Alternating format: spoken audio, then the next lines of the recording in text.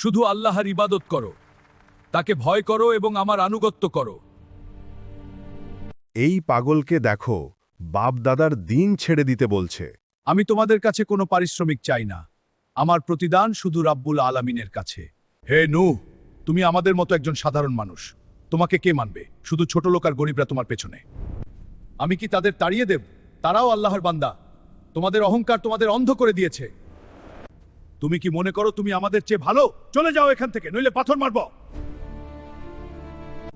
আমি ফিরে যাব, কিন্তু আজ আবার দিন তোমরাই মনে করবে।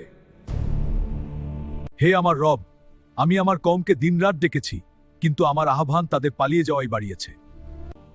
আমি তাদের প্রকাশ্যে ডেকেছি, গোপনে বুঝিয়েছি, নরমে কথা বলেছি, তবুও তারা কান দেয়নি। হে নবী, আমি বিশ্বাস করি, আমি আপনার সাথে আছি। আলহামদুলিল্লাহ, আল্লাহ তোমাকে হেদায়েত দিয়েছেন।